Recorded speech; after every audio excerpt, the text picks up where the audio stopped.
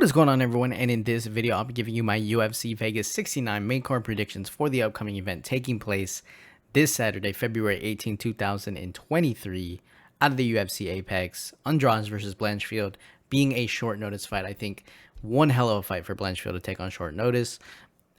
Who knows, maybe it plays to her advantage, but I do think Blanchfield is tough. But Andrade, especially with how she's been more patient lately, it's going to be one hell of a fight for Blanchfield to deal with. And if she can come out of here and get a finish or put on a dominant performance with the grappling, I mean, that's going to be a pretty good win for her and almost will be a gift if she's able to come out of it. But we'll have to see. Andrade is a tough fight for anyone. So let's go ahead and jump into the first fight. In the first fight on the main card, we have Jim Miller, 35-16, taking on Alexander Hernandez, 13-6, in a lightweight bout. So obviously for Jim Miller, he's been around forever. You know, fought everyone in the damn division at this point. Had really good wins early on, and even as of late in the past 3 fights, he's been able to get some finishes. Now, granted, Donald Cerrone, on his way out, whatever. But he's fought some younger guys too, like Nicolas Mata and Eric Gonzalez. Was able to get the finish on them.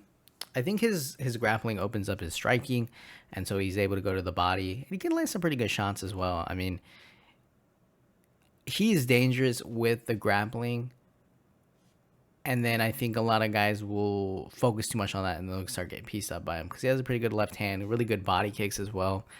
And I don't think he's going to be concerned here to throw any kicks or anything like that, because Hernandez does have like some takedowns to his belt, right? He does have some takedowns. But the issue with that here is if he goes in for a takedown, and maybe he's a little tired, maybe it's just not a good takedown or whatever, you're going to have Miller just wrap you up, right? Guillotine, stuff like that. And I just think that's concerning for a fight like this, where Hernandez, I don't want to say he gets too sloppy, but I think sometimes he's a little bit overly aggressive, and he can make a mistake in that matter. Even if Hernandez, like I said, if Hernandez goes for a takedown or something, like Miller could wrap him up with a guillotine. I think more likely Hernandez is going to try to be really aggressive on the feet like he was in his last fight against Billy Quarantillo. That was a pretty good fight, but he still lost that fight. Quarantillo put on him, finished him in round number 2, and Hernandez was getting beat up. I mean, both guys were getting beat up, but Hernandez was the one getting more damage against Renato Moicano. Moicano took him down 2 times, submitted him. So that's, like I said, it's concerning because I feel like Miller, if he, uses the grappling here, is going to be able to wrap him up. Maybe that first round, a little bit of a feel out. Hernandez being a little bit cautious because he doesn't want to get wrapped up, right? Because, I mean, Miller, the way he even pulled off the submission against Cerrone, it was pretty slick. Like, it wasn't like he'll find a way to get your neck or whatever, and then he'll backpack you, and then it's going to be all over. So, yeah, for me, Hernandez, I think if he wants to, stay in the UFC, he's got to obviously beat Jim Miller. It's just the problem with me is he's going to have to hurt him fairly quickly, I think, on the feet. Alexander Hernandez, it's just, I can't really trust him here. Unless he, I don't know, I guess he could knock him out, maybe, knock out Jim Miller if he can push forward early or something like that, but I feel like it's going to get to a little bit of a grappling exchange in the second round, and then we're going to see Miller pull off one of those slick submissions. And who knows what's happening with Jim Miller. I mean, obviously, I think when he fights top-level competition, like, Miller's going to get put down. But I think he can be, like, a really good gatekeeper, too, in this division, especially for the grappling. It kind of shows you, like, what level of your defensive grappling you're at. But I just don't trust Alexander Hernandez to fight smart in this one. I feel like he's just going to make a mistake, and then Miller wraps him up. So I'm going to go Jim Miller in this one. I'll take him to defeat Alexander Hernandez. I'll take him to win in round 2 by submission. In the second fight on the main card, we have William Knight, 11-4, taking on Marcin Prachnio in a 15-6 in a light heavyweight bout. I think Prachnio is probably going to be the more well-rounded fighter here. The issue, though, is the grappling for me. I think if you can kind of out-grapple Prachnio, you can probably win the fight. On top of that, I think William Knight obviously has the strength advantage, is going to have the power advantage, and my only concern is if he sits back too much. and doesn't really try to get that offensive going, and not just like swinging wild shots or whatever, but actually going for those takedowns and then, dropping bombs on Prachnio's head. Because obviously I think Prachnio could win the fight, but he's going to have to stay on the outside, pick him apart, go to the body, try to wear on him in that sense. And then if he gets pushed against the fence or taken down, like, he's going to have to get up fairly quickly. He can't just afford to lay there and then let it go to a decision. So for me, William Knight is either going to have to like really just gas out to where he looks really bad, and then maybe Prachnio is able to take over. But I feel like if William Knight, if he gets better, he's getting better, I would assume so, fights a little bit slower, but then mixes in a takedown here and there, does enough on the floor, I feel like he can win. He just can't get wild with it. I think when he gets a little bit too crazy, like he tries to sit back a little, load up on his shots, and then when he does grapple or whatever, takes a lot out of him. He's gonna have to be in a dominant position in this fight, so he's not working too hard to, and then he won't be able to conserve his energy. But I think personally, I just feel like Prachnio is going to get taken down in this one. And, you have William Knight on top of you trying to drop bombs on your head. I really don't think it's a good thing. And I think William Knight knows that, like, he's got to probably win this fight. Otherwise, it's going to be trouble. Last fight he lost against Devin Clark. He got finished in the third round. Took him down once. When William Knight lost against Maxim Grishin, he took him down 3 times. Still lost the fight because I think he got outstruck. And that's the other problem too, right? He's got to land some pretty good shots. If he's not landing a volume of strikes, he's got to make it count when he does, and he's got to hurt him enough to where the judges will side with William Knight versus Prachnio. I think he's very powerful. I think if he slows it down a little bit, but still, gets a little bit more volume going, gets in Prachnio's face, possibly takes him down, maybe Prachnio is able to survive. But I personally think William Knight's got to go out here and win big early on. So hopefully William Knight doesn't just gas out and get kicked to the body too much or something like that and then lose the fight. But I'm going to go William Knight on this one. I'll take him to defeat Marcin Prachnio. I'll take him to win by round 1 KO TKO. In the third fight on the main card, we have Josh Parisian taking on Jamal Pogues. 15-5 for Parisian, 9-3 for Pogues. Pogues coming off Dana White's Contender Series. And then Josh Parisian, he also came off the Dana White Contender Series, but he's had 4 fights inside the UFC. In his last fight, he defeated Alan Badeau via KO TKO in round number 2. He also got 3 takedowns in that fight. That, for me, is because Badeau had absolute 0 takedown defense, and we all know once he gasses, it's all over. It gets pretty sloppy, and you could even call that fight a comeback, because if Badeau didn't gas out and stuff like that, I think he would have put him away. But unfortunately for Badeau, Parisian was able to come back. The fight before that, he lost to Dontel Mays, KO TKO in round number 3. Pretty low volume as far as what was landed. Mays was able to take him down 6 times. I think Josh Parisian has some grappling to himself, but against someone that maybe just has a little bit better, he's definitely going to be the one getting taken down. And his striking on the feet is not anything crazy. I would argue, too, sometimes it's a little bit not put together, and, I could see Parisian getting caught. For Jamal Pogues, he's coming into this one with the 2 wins off the Dana White Contender Series. Both were via decision. And to me, that's a good sign, because obviously his most recent one in August 9th of 2022. I was watching that fight, and he had a pretty snappy jab, good head movement, stayed in there, didn't overextend, didn't overexert his energy, didn't take him down at all. In the previous fight, in the fight in August 20th of 2019, he did get 7 takedowns. So I do think Pogues can definitely get a takedown if he wants to. I don't think he's going to actively try to go for that unless something's not working out on the feet. I personally think both these guys might just try to keep it standing. Maybe Parisian's the one trying to go in for the takedown, but I would like to see, obviously how Pogues is able to deal with the takedowns if he defends it or whatever. Because I think if it stands, if the fight is on the feet, I really think that Pogues is probably going to be just the better striker, and it will just be a matter of time before he's able to drop him with something, a stinging jab, putting together some good combinations. Because Pogues looked pretty good in his Dana White Contenders fight. And I like that he wins via decision, right? So he knows how to. He's not just winging bombs out there and then typical heavyweight gas out or something like that. Doesn't go for things that he can't get. So I'm liking Jamal Pogues more just because Parisian striking on the feet. I just don't think it's gonna be as snappy, and I think he's gonna get caught, and so it's just not gonna be a good thing for him. But at the same time, Pogues, the way he fought in his last fight, he wasn't. I mean, obviously, if he catches him with something, he's gonna go for it. But he seems very, very chill. Good head movement, picking his shots, not getting into a crazy brawl. And so maybe he just tries to piece apart Parisian over the course of 3 rounds, frustrate him a little bit, go to leg kicks, whatever. So I'm gonna go Jamal Pogues on this one.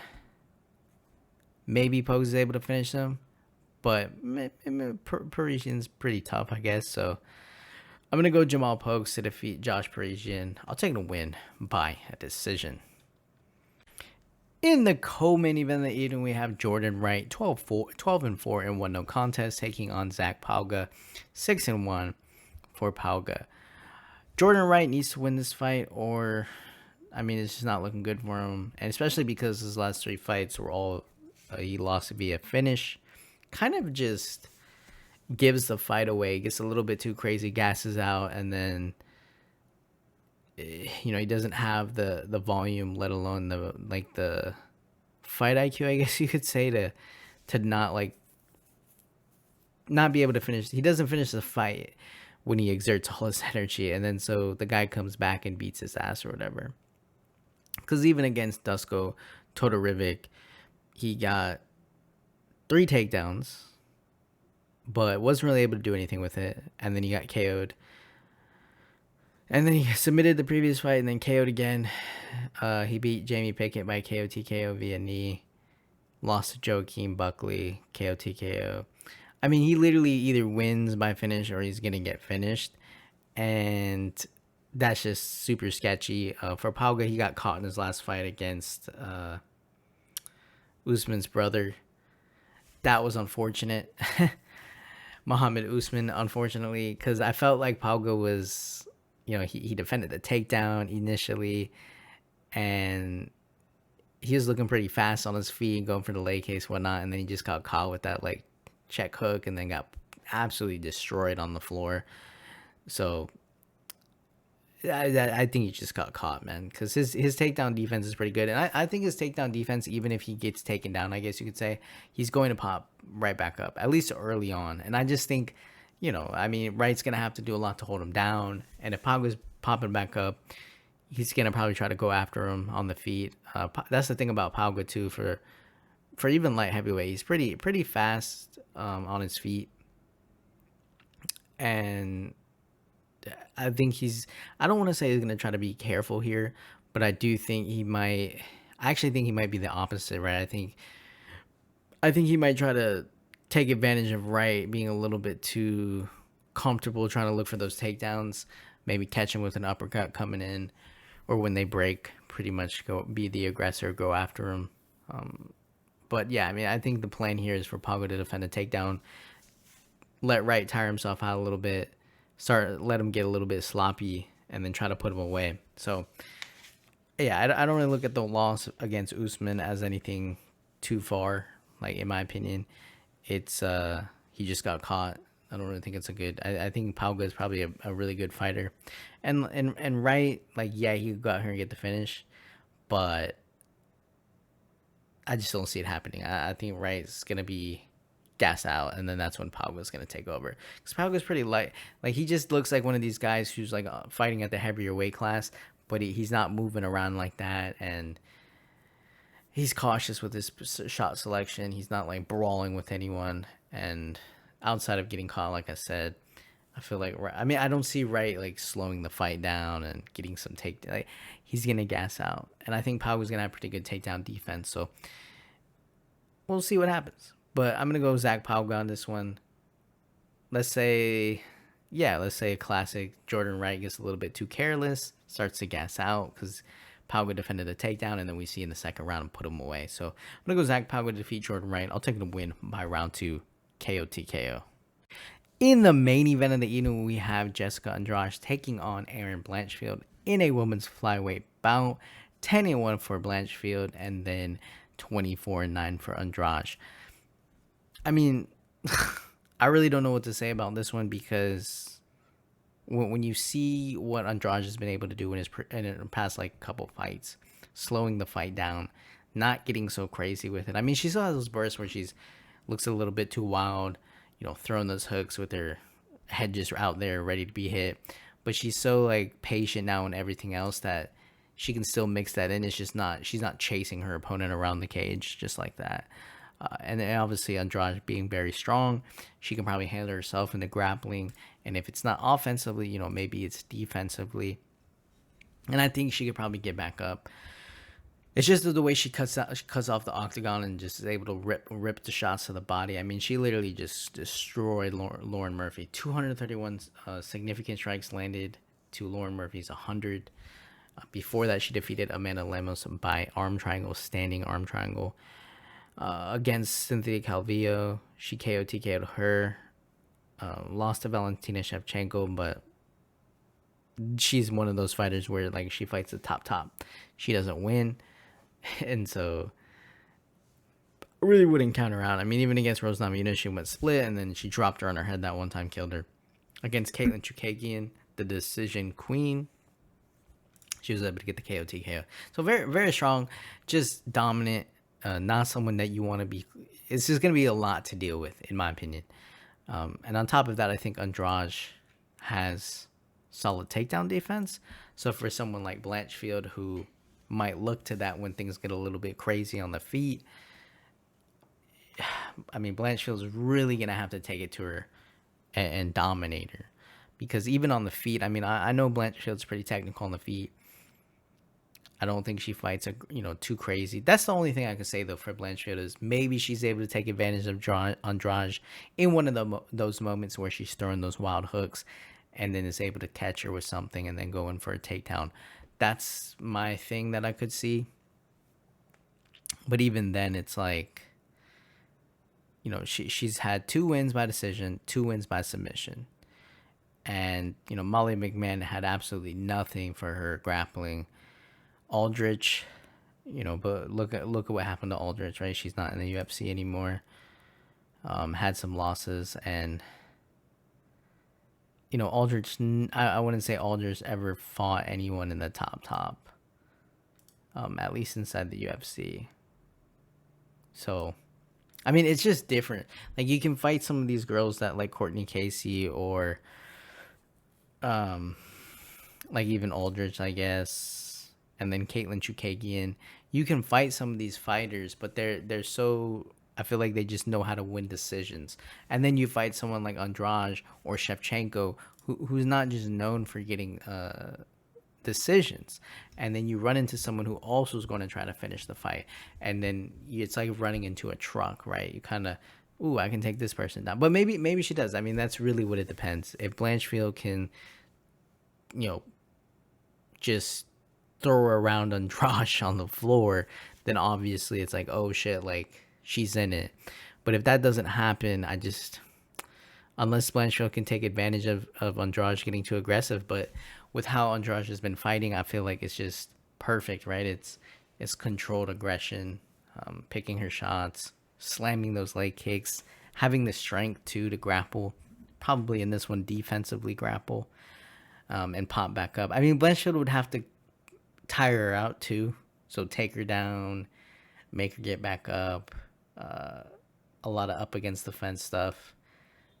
It's just, I'm sure she would have liked to prepare for someone like this and not take the fight on short notice. And so that's my biggest thing too, right?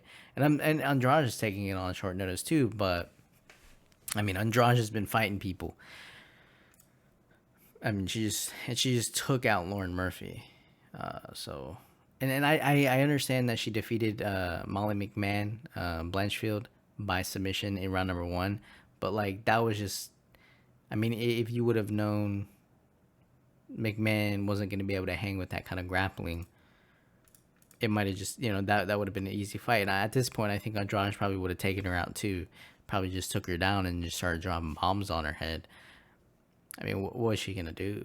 So, yeah, I mean, to go with Blanchfield on this one, you're just kind of betting that Andrade is going to get caught, like, looking a little too sloppy, or she's just going to keep getting taken down and then gassed out a little bit. So, but I can't pick against Andrade. She's just way too...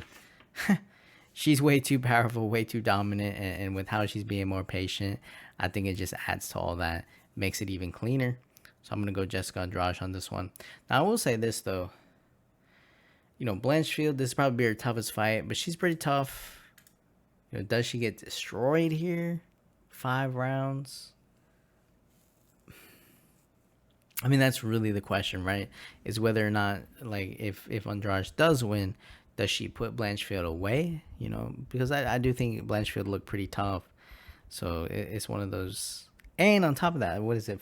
So this would be Blanchfield's first 5-round fight. And instead of it being against her previous opponent, Talia Santos, it's against Jéssica Andrade. I think what I'll do here, I'll be respectful towards Blanchfield and say I'm going to go Jéssica Andrade to defeat Erin Blanchfield. I'll take her to win by a decision. And so that'll do it, guys, for my UFC Vegas 69 main card predictions for the upcoming event taking place this Saturday. Leave your comments down below. Tell me who you're picking. Hit the like button. Hit the subscribe button. You know what? I'll see you guys in the next video.